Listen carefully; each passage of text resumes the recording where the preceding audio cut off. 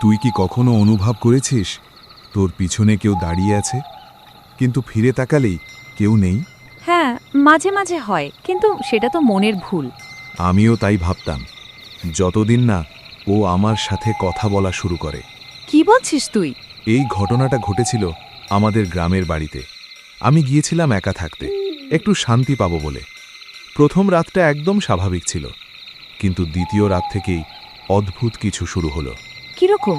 রাত ৩টের দিকে হঠাৎ ঘুম ভেঙে গেল, কারণ কেউ আমার নাম ধরে ডাকছিল, ধীরে ধীরে, খুব কাছে থেকে। রাহুল, রাহুল। তুই বাইরে গিয়েছিলি? না, প্রথমে ভেবেছিলাম স্বপ্ন, কিন্তু পরের রাতে আবার একই ঘটনা। এবার স্পষ্ট শুনলাম আমার ঠিক পিছন থেকে। তুই পিছনে তাকালি? না, কারণ আমি তখনই বুঝে গিয়েছিলাম যে জিনিসটা আমার নাম ধরে ডাকছে সেটা মানুষ না। তুই নিশ্চিত হলি কিভাবে? কারণ ও বলছিল আমার নাম, কিন্তু আমার গলায়, একদম আমার মতো করে। এটা তো আরো ভয়ঙ্কর।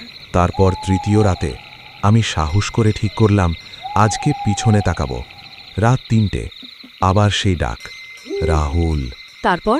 আমি ধীরে ধীরে পিছনে ফিরলাম, আর যা দেখলাম আজও ভুলতে পারিনি। কি দেখলি? একটা মানুষ, আমার মতোই দেখতে, কিন্তু ওর চোখ একদম কালো, আর মুখটা অস্বাভাবিকভাবে বড় হাসি। ডপলগ্যাঙ্গার? ও আমার দিকে তাকিয়ে বলল, আমি তোকে অনেক দিন ধরে দেখছি। তারপর? আমি দৌড়ে দরজার দিকে গেলাম, কিন্তু দরজা খুলছিল না। পিছন থেকে ওর পায়ের শব্দ আসছিল, ধীরে ধীরে, কাছে। ও তোকে ধরেছিল? ও আমার কানে এসে ফিসফিস করে বলল, তুই পালাতে পারবি না, কারণ কারণ আমি সব সময় তোর পিছনেই থাকি। তারপর তুই বাঁচলি কিভাবে?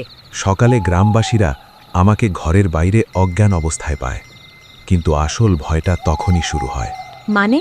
আজও যখন আমি একা থাকি, কখনো কখনো স্পষ্ট অনুভব করি আমার ঠিক পিছনে কেউ দাঁড়িয়ে আছে।